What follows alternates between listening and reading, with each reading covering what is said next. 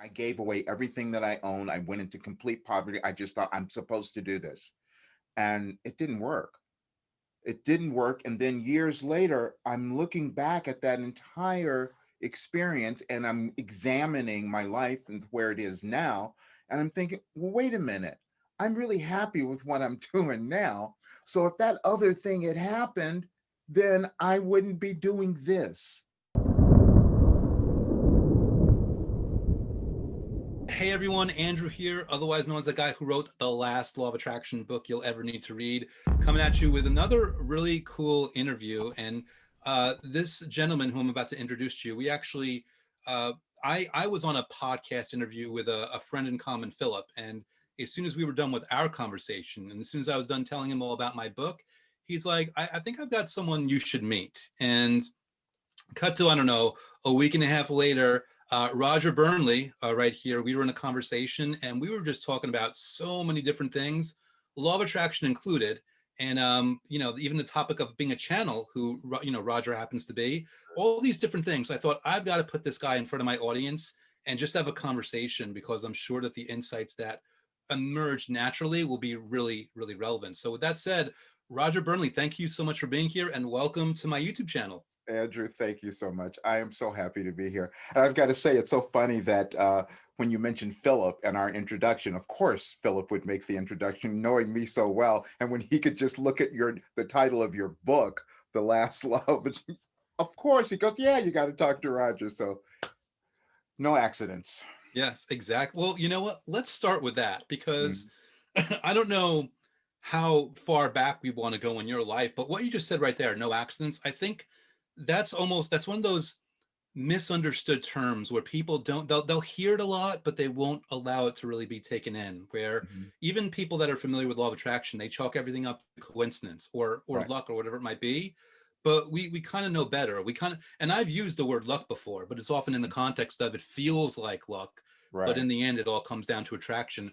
What does no accidents mean to you based on your life? It means that I ended up figuring out why certain things happened later.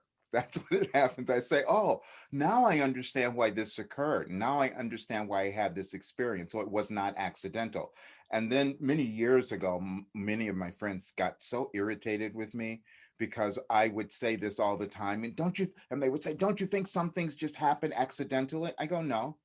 And that's not how I choose to live my life, because I believe that we're all here to learn things, to grow, to evolve, and all of that. And the law of attraction is one of the tools that we were given to be able to accomplish that. Now, I'm taking a leap here, so correct me if I'm wrong, but just on an assumption on what you just said there, Mhm. you wanted things and then later on you realized there weren't accidents. I'm assuming there were things that you really wanted and they didn't come right away. And you Mhm. only realized later, when you had a better version or a better situation or just a Yeah, better life, you're right. almost glad it didn't happen that way. Is that a fair way of putting it? Yeah, I wish you'd have told me that many, many years ago, and I could have figured that out, because there were so many things that there was one thing in particular. The first thing that comes to mind was a business that I was trying to hold on to, and I'm thinking, this is in my purview. This is in my I know that I'm supposed to do this. Why is it so difficult? Why am I having such a challenge here? And I'm going through this, and I did everything to hold on to this business. I mean, I'm literally everything. I gave away everything that I own. I went into complete poverty. I just thought I'm supposed to do this. And it didn't work. It didn't work. And then years later, I'm looking back at that entire experience and I'm examining my life and where it is now. And I'm thinking, well, wait a minute. I'm really happy with what I'm doing now. So if that other thing had happened, then I wouldn't be doing this. And Hmm. that's so it wasn't, even though I'm fighting against it, which I think a lot of times is what we do. We're fighting against whatever is there, trying to get something to happen, and instead of allowing what is really to come to us to show up. So and that's also one of the things that I started looking at and speaking about in the law of attraction in that way. And because we think sometimes that if we just are going to think these thoughts of great things and only the wonderful things are going to show up. No, sometimes some of the other things show up, but they're still to help us. even though they may have been challenging or difficult, or as in my experience, I'm trying to go in the wrong direction, ultimately, it always leads me to what I wanted to accomplish in this life, who I wanted to become. And I know Mm. that's true for everybody. Yeah. And I hear it, and like we've all had our own challenges, and depending on how we word it, even problems we wouldn't wish on anyone else. And Right.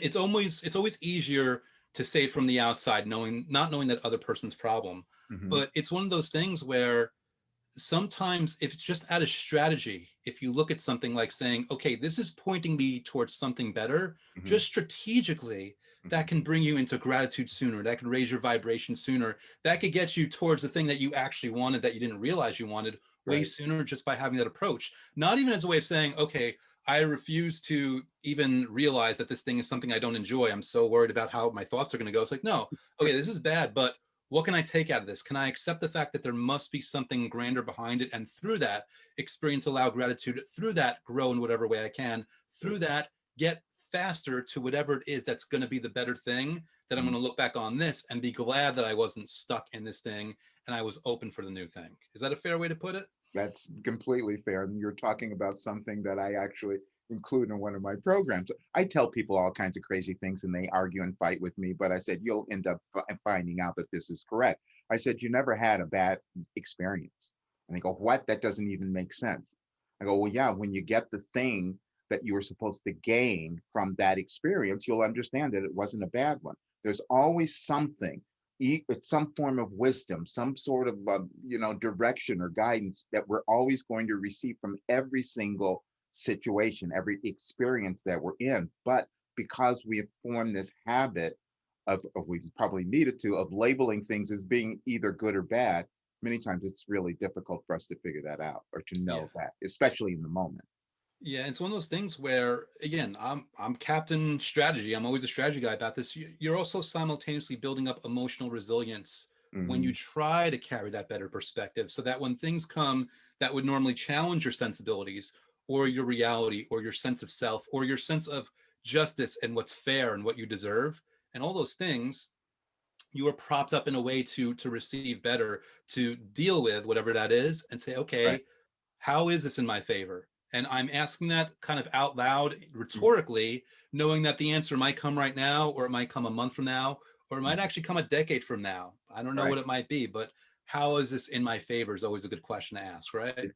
Absolutely. And again, you're saying all the stuff, man, truth that I wanted to talk about. And I look at these situations and I can know that my life, it took so long for me to come to understanding that. And it's probably the same thing that the reason that you decided to write your book and came back because I thought, wait a minute, I know this stuff works. I know that I figured it out. And no matter what I went through, I had to figure it out. And so that means I'm supposed to give it back to everyone else. I'm supposed to give it back to the world somehow. But then the interesting thing that happens when you do that, the only way you can do that is if you figure out what you gain, the value that you gain from that experience or that horrible thing, whatever it might have been, the pain of that starts to change. It starts to go away. Oh, wait a Mm, minute. I understand what I was supposed to get from this. Now I'm going to give it back to other people because I know that my life is about helping not only me evolve, but other people through my example. So when I give that back, it's like, oh, that's not so terrible anymore. I have a thing in my, I tell people you're rewriting your past basically, because most times we are holding our past in a way that's causing us to feel terrible about who we are, causing us to be afraid of everything else because we did this terrible thing before. I couldn't possibly do anything else, not understanding that terrible thing was to inform you about where you're supposed to go. That's yes. all. Yeah, I love that. One of my programs, Escape Velocity, on one of the days that I go through, it's a gratitude program. Mm, And one of the things I tell people as an exercise is to view your life as if it's a movie. And mm, obviously, when you say kind of like, you can rewrite your past, that can mean a lot of different things in a lot of different contexts. But one context and one example is, is this, are you in the middle being the main character mhm, of a love story or a comeback story or whatever it mhm, might be, whereas those things were part of the plot or part of the first act or second act or whatever it might be, getting mhm, you to that moment of triumph, getting you to that position of victory, getting you to that happier, more fulfilled, more grateful place, really, where you can really go Right. even higher than you ever could have imagined. That's kind of like the perspective I like to throw at. And that's the interpretation that I just got when you were talking about rewriting your past. Although, again, I'm sure you might have some other ways in Well, no, mind as to how that can be done. you just keep bringing up all the stuff that, that you're actually reminding me of things. There was a concept that I read in one of the first books that started opening me up to any of this stuff, law of attraction, spirituality, anything that started opening me up. And it was weird to me at the time that I was doing that. But it says in there, think of your life as you're the artist and you have this easel in front of you. And all you're doing is taking what colors you want to use and paint your life in that way, because those are your thoughts and your thoughts are creating your life. So but you're the artist and you have the easel. So you choose which colors you're going to use to paint your life. And what's that? What do you want that to look like? I mean, it was just this weird thing. And I thought that doesn't make sense. It does now. Yes, I love that. Even as you said that, because one thing I noticed about this conversation already is like, what am I going to even title this interview? And I'm like, okay, is the color thing, is that part of it? Because it's such a good, inspiring thing if you really just stop and think about it, which I Right. love. And right now, I'm even jumping a little bit because I'm sure when I gave your intro, a lot of ears perked up. We're in the law of attraction kind of thing here, where if I said channel, and Mhm. people are like, oh, okay. And if I remember right, the last conversation we had, I mean, you do channel the way most people would think it, but you also channel just like even now in this moment, just like you're relaying information. It's Right. still Roger, but Right. it's going through. Talk to me a little bit about on what levels and in what ways you channel and what that's involved with, what the experience is like for you. Okay. And so I want everyone to hear this, that you all channel, you all have information, we all receive information. But because of where I went through in my life, I kind of need to really understand this. And so I got into meditating probably in the early 1980s. I got when I was really doing it. I mean, of course, I went to church, I did praying, we did all of that stuff. But in terms of this, what seemed at the time very new agey kind of weird stuff of sitting down and meditating, I didn't start that until I was forced to do it. And I say that because I was going through a really difficult time in my life. I said, I will use anything to get out of this madness because I felt really mad. And I happened to read an article that some guy wrote about. He was going through a big transition, and this was in some business magazine. And so I said, okay, this might make sense. This isn't that woohooey stuff. This isn't that weird kind of crap. And so he said that what he would do, he would sit down and he would meditate, and he heard that if you just had some paper and pen and just have it there and just listen for information and see what comes through and write it out. It's called automatic writing. I said, okay, let me do that. I'll try anything to try to get some information to try to figure stuff out. And I tried that for a few days and nothing happened, but I said, I'm going to stay with it. And then one day I started right. I heard something and I thought, what is that? And then I started writing and it felt like something just was taking over me. That's how the information was coming through. And so it was uncomfortable. It was completely uncomfortable. And I even thought in that moment, I said, who's talking to me? What is this? What am I hearing? And they said, this is another aspect of you. But if that makes you uncomfortable, you can call us whatever you like. And the word Wilhelm came out of my mouth. And I thought, okay, that feels pretty safe. I can keep that. I don't know where it came from. But anyway, that's what I saw in 1988 is when I first started writing these things. I do it every single day. I will meditate. I will ask for information. I also realized very early on in doing this that I was trying to control it. I go, oh, wait a Mm, minute. I don't want to do that, because I was asking very specific questions. I said, I know and I've studied enough that information can come to us if we are open to it. Sometimes the only way we become open to it is when we shut up. And we only shut up sometimes when we're meditating. And everybody does it. And one friend said to me one time, well, how can you hear all of this stuff? I said, you hear it too.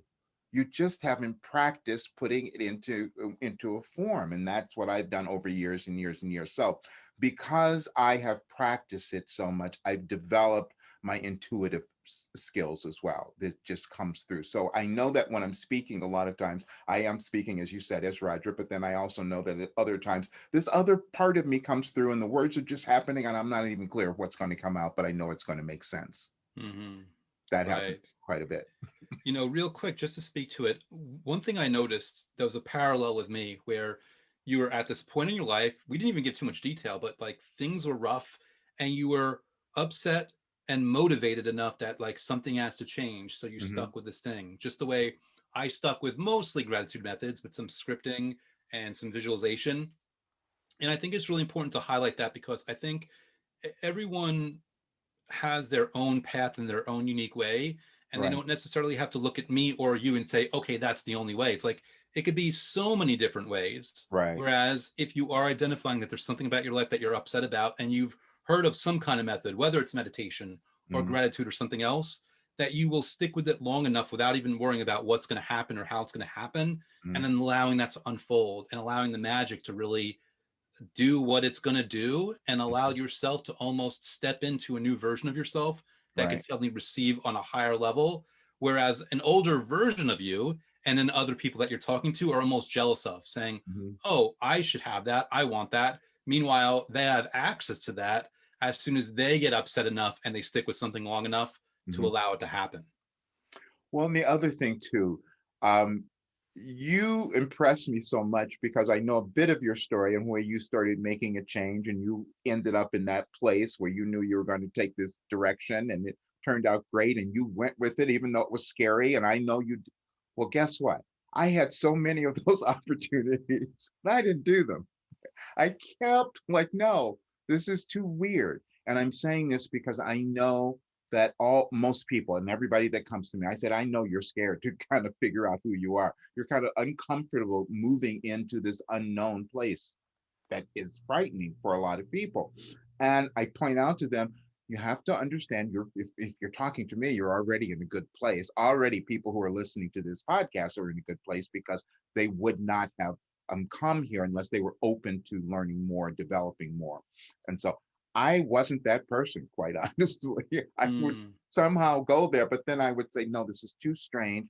And to I'm very transparent about this when I work with people because as I said, I did started doing my writing, my channeling, my information in 1988. I didn't want anybody to see that. It was too strange and too weird. And to me, that was my judgment in the whole bit. And so in about 2007, I believe it was, I think it was about that. Yeah, it was about 2007 that someone came into my office at the time and found one of my writings on my desk and asked me who wrote this. And I was actually a little embarrassed. I didn't know what they were going to say about it. And they said, oh, this really helps me a lot. And I said, I do this every day. They said, could you please send them to me? I said, okay. And that's where it started. And I said, okay, there's some value here that I don't even know. And I'm just going to start sending it to people. Now, I'm doing this out of my own need to find some sanity in my life. But what I've come to understand is that everyone does that. I tell every one of my clients that I work with, you are living your purpose right now. You have a life purpose, you're living it, you just maybe haven't figured it out. And so as we go through our lives, those things start to make sense, which is why I said I look back now and see none of that was accidental. None of my choices, none of my accidents, none of my failures, none of it. It was to get me here. And I feel that I have this mission to give that back to everyone else. And it's the most fulfilling thing ever, which is the other thing that I want people to come to is to understand that when you go through, as I did, this scary, resistant thing about letting go and moving into who you think you're supposed to be in the world, once you take that step and start living it, it's the most glorious thing ever. It's the happiest thing. And I tell people, don't discount your happy feeling because that's telling you that you're doing what you're supposed to be doing. mm.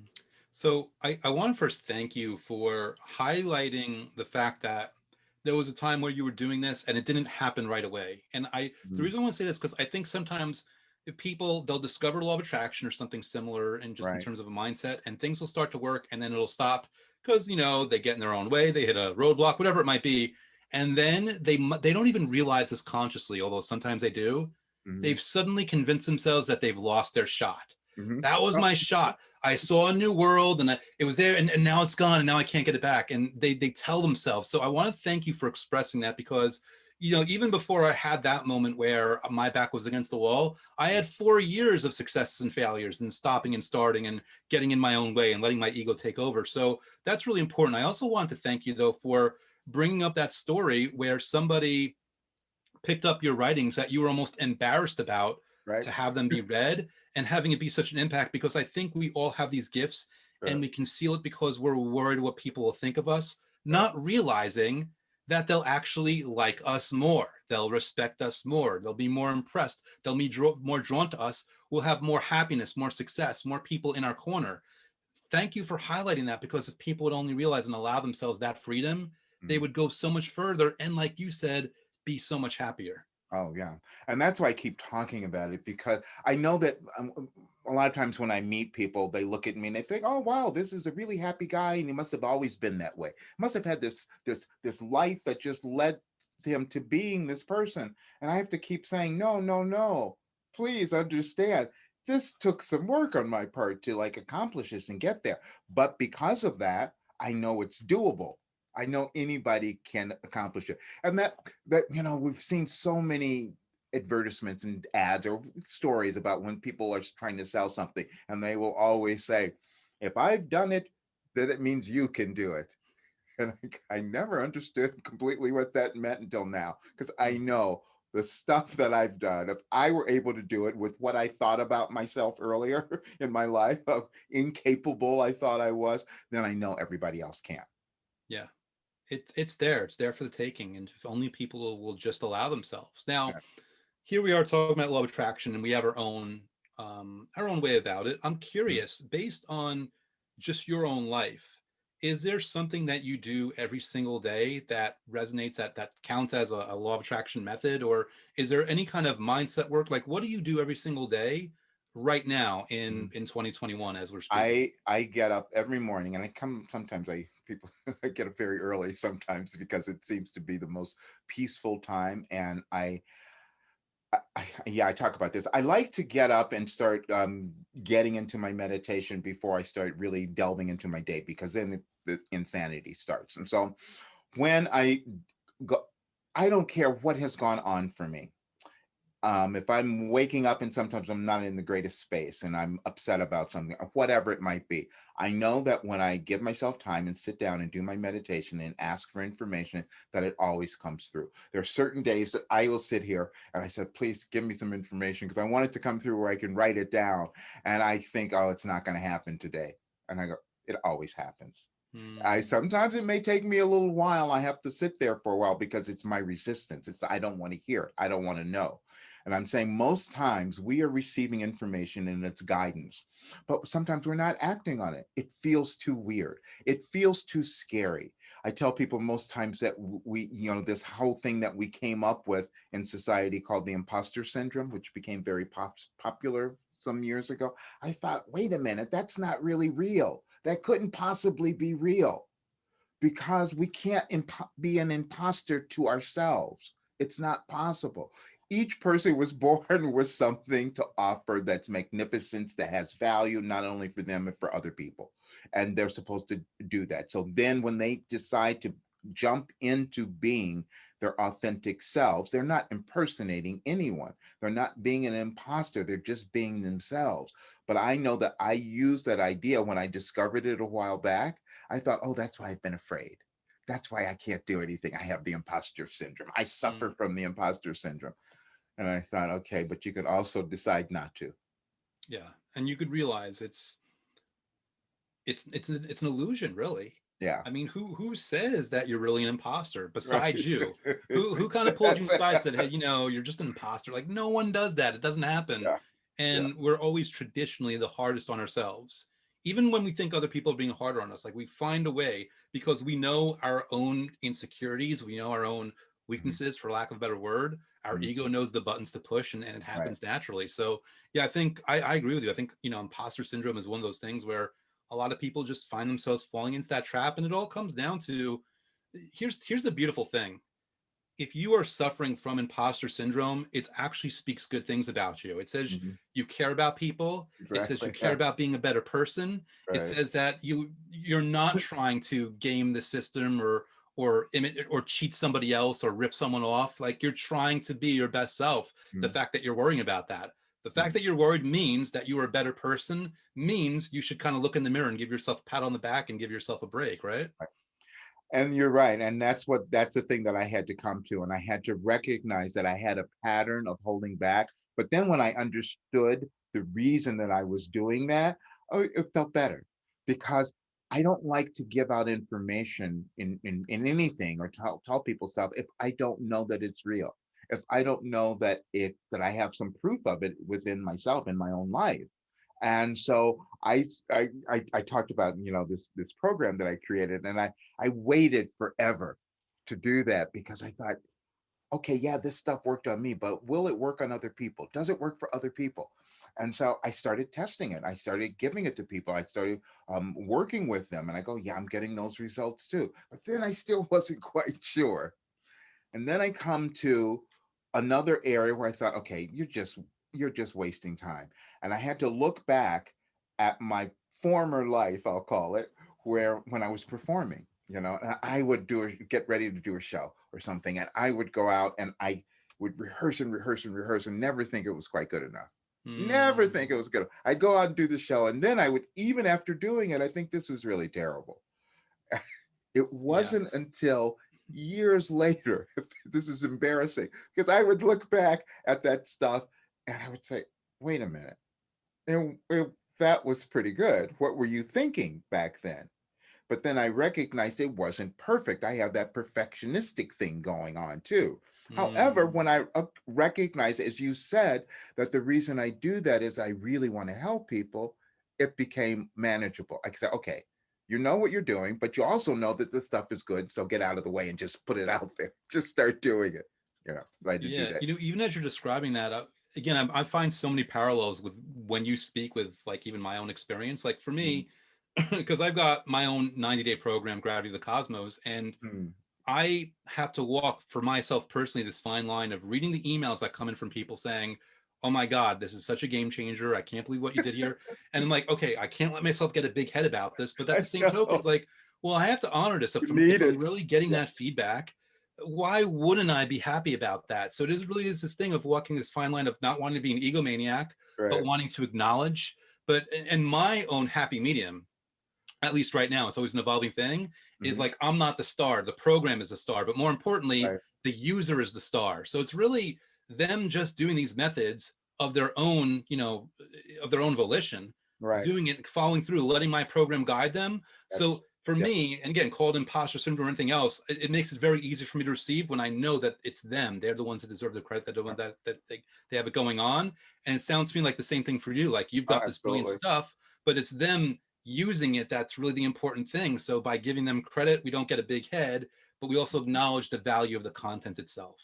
Oh yeah, and that's really what I had to come to, because it was difficult for me. I pushed away. I was one of those people that pushed away like compliments. No, that can't be real. Oh, that can't really. You really got that from it. And so again, I'm questioning things, but I got over that because I started seeing it more and more and more. But I also know that I have these experiences because the work that I do is to help other people. And if I don't get in touch with my weirdness and my holding back and what goes on, how am I going to identify it in other people? So I Mm, I needed to come to that understanding. And so I said, okay, this is the life that I chose. So let me kind of move with it. And my whole thing is helping everyone to understand, like you said, your program is about, that the program is the tool they're using, and that's what's guiding them. I feel the same thing with my program. I said, this is a self guide. I'm not doing it. You're doing the work. I really need people to understand that, because otherwise we become dependent mm. continually on everything outside of ourselves instead of recognizing what's within us. Yeah, a thing that I say throughout that program is, I'm the guide, but you're the boss. Right. That's the Perfect. perspective, you know. Oh, that's I, good. I'm Yoda, you're Luke Skywalker, you're Yes. the star, you're the hero of the movie. Yeah, yeah, I'm yeah. just that dude that kind of like went through it himself and Yep. is doing whatever he can to facilitate your own heroism. Right. And that's kind of like the perspective. And I mean, I love you like hearing what you say. Like you even mentioned, like it's kind of like a ninja trick where it's like, listen, when I realize that this is about them, it's about the customer or about the Hmm. reader or whatever, Hmm. I can give myself permission to make a really silly YouTube video Hmm. or to go out on a limb and put out a program that's a little grandiose Hmm. or a little dramatic or a little out there, whatever it might be. Like we can give ourselves permission Right. because it's not about us. Like we are doing this in the hope that someone will find it Hmm. and receive value and really give themselves permission to experience that value. So Right. I love the way you and I, we have our own little similar ninja tricks in that way, Oh, just so that we can absolutely. do whatever it takes Yeah.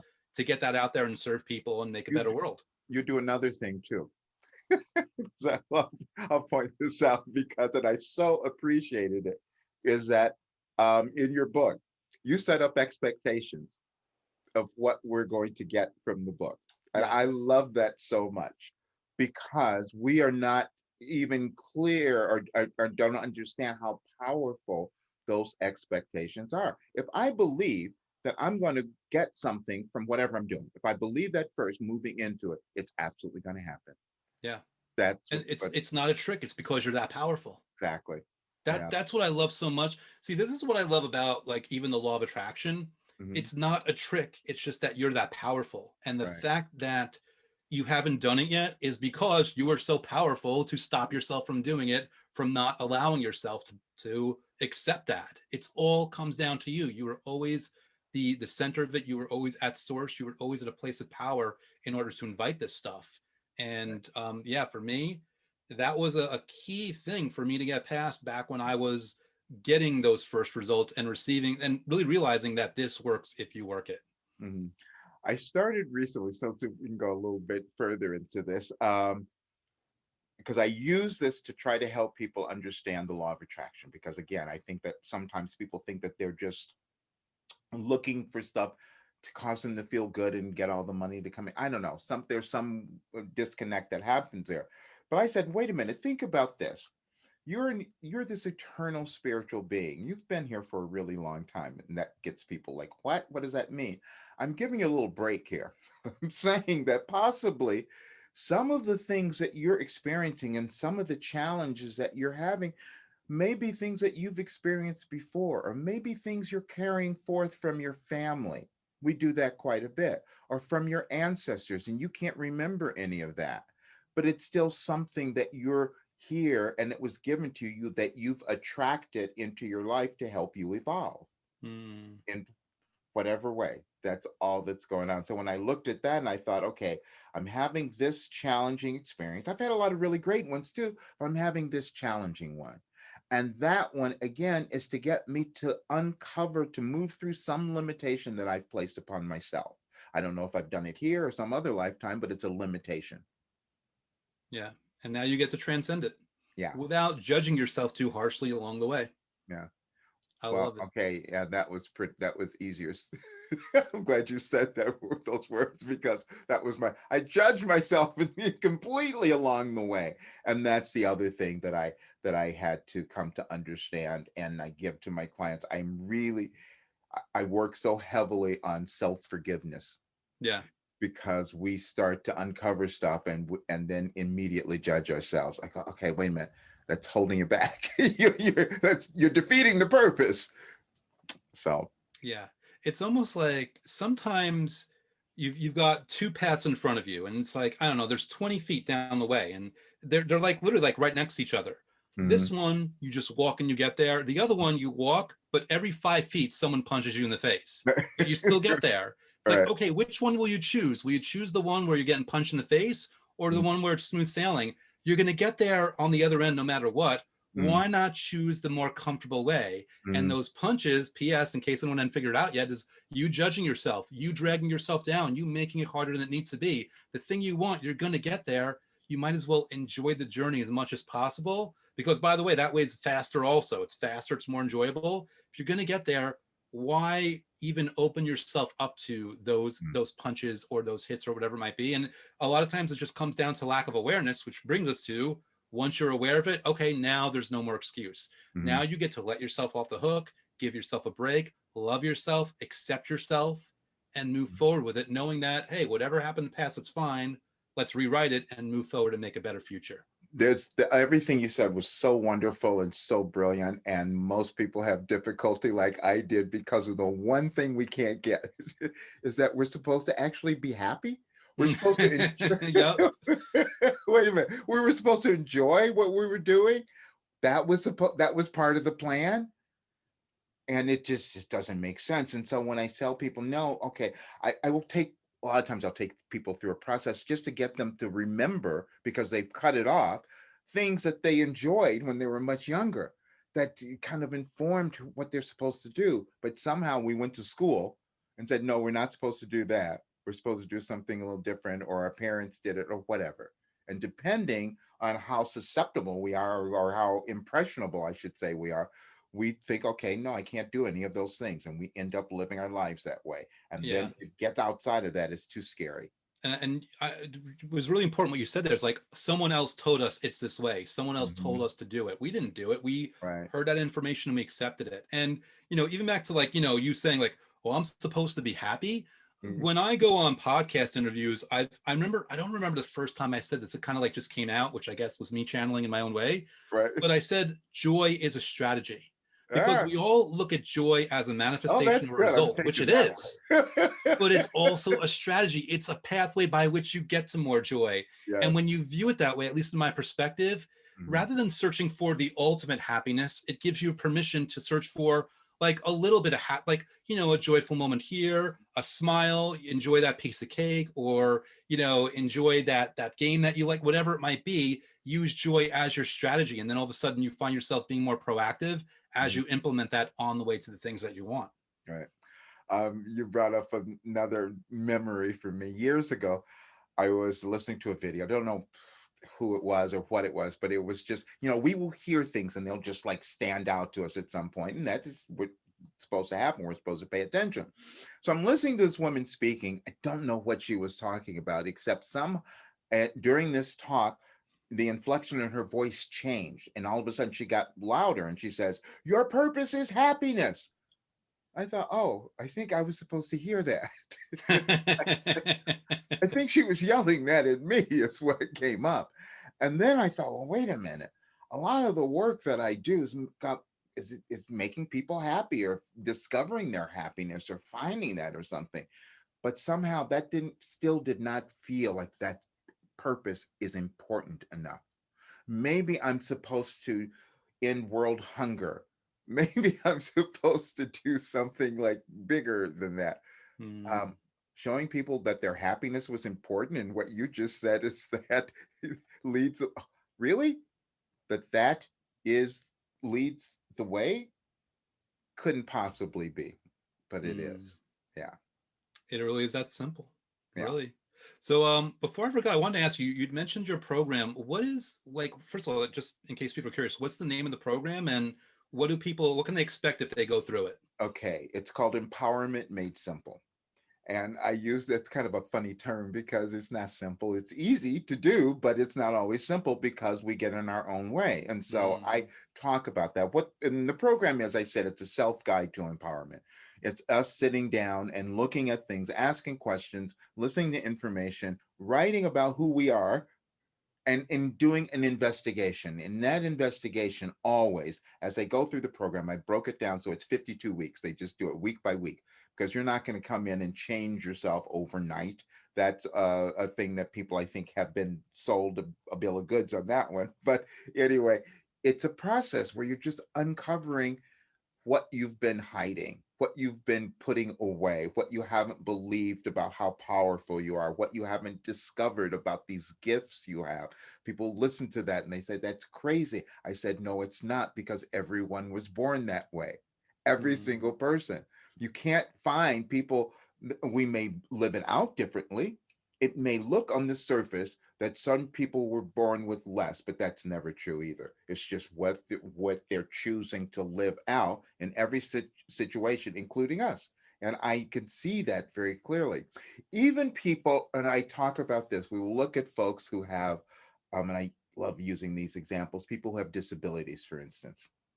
And people will look at them and say, well, that's not the case for them. And I said, that's pretty astonishing because I found so many who have these disabilities and for some reason they turn into motivational speakers. Where Hmm. did that come from? The one best one, and I meant to, I was talking about this the other day and I need to go back and find this guy's name, but there are a couple of them. But this one guy he has no arms or legs. He was born that way, and he makes fun of it, he talks about it, and I saw a little bit of his history, his story getting there, and how his family said, okay, we're not going to do anything, we're going to allow you to figure this out. They knew what that would do. And you there is no way to watch this guy without walking away feeling motivated and knowing that you could do so much more. So we come away finding that the things that we've created in our lives as being limitations are just made up by us. Yeah, it sounds like these parents were just very cognizant about not giving him this feedback that he was less, and Exactly. thereby they didn't they didn't darken his glow, Right. and it left him this place to really grow here. And it also sounds like even like your program here, it's about self awareness and self discovery to the point where you can invite and allow more into your life, whether it's Right. self awareness, but also manifestations and shifts and positive changes in your life. Right. Yeah. And it becomes, and I talk about this more. And last year I was doing my other career. I mean, I was doing my other thing. I coach, vocals. I've done that for years and years and years, and most people know me because of that, and that's how I got a little famous due to it.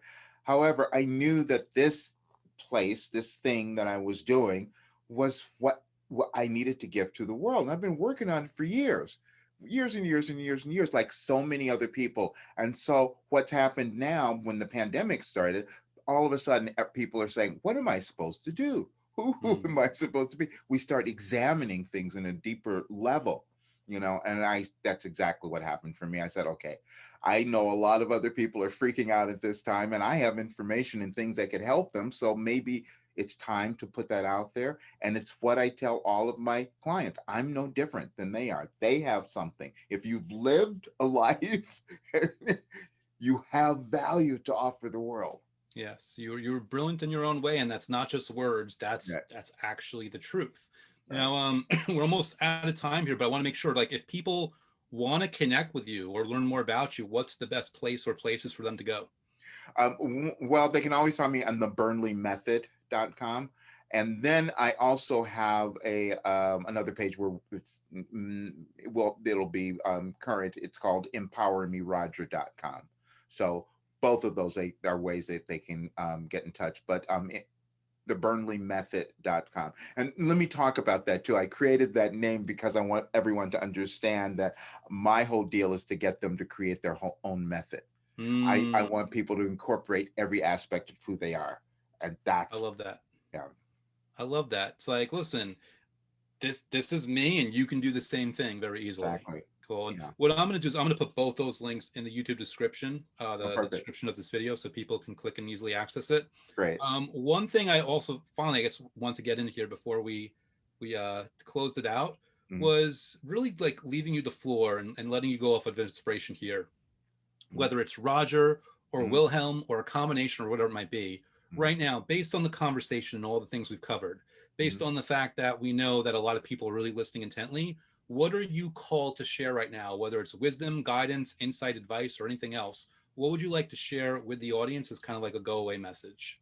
I would like to share with them that they are here for a reason. They have purpose and they have intent, and they are valuable or just as valuable as every other single person. There's no hierarchy of souls. No one is better or more. They may have done other things, they may have acted on certain things, but you have exactly the same potential. And that's what I always call it, potential to manifest whatever you want. That's what it is. And yes, you may work through some things or have some struggles, but it is leading you to this brilliant person that you were born to be. My theme, and I'm doing a talk on this later, is later in this month, is uh, how to become the person you were born to be. Mm, I love it. I love it. Roger, you are such a joy to speak with. I'm so glad that we had a chance to have this conversation, and I'm really grateful for you sitting down and sharing your perspective and your insight with my audience. I hope people will listen back and kind of glean out some of the gold that's in there because you put a lot. So thank you so much for being here today Thank and you. This sharing your gift with me, man. I is really appreciate it. great. Thank you so much. I loved every second of it. Thanks so much for watching. If you're new to this channel, I've got plenty of other awesome interviews up, but I've also got a bunch of shorter videos as well where I teach new methods, answer key questions, and do my part to make the law of attraction as simple and easy and user-friendly as possible. So take a quick look around at some of the other videos, enjoy, subscribe if you haven't already, and I'll see you again next time.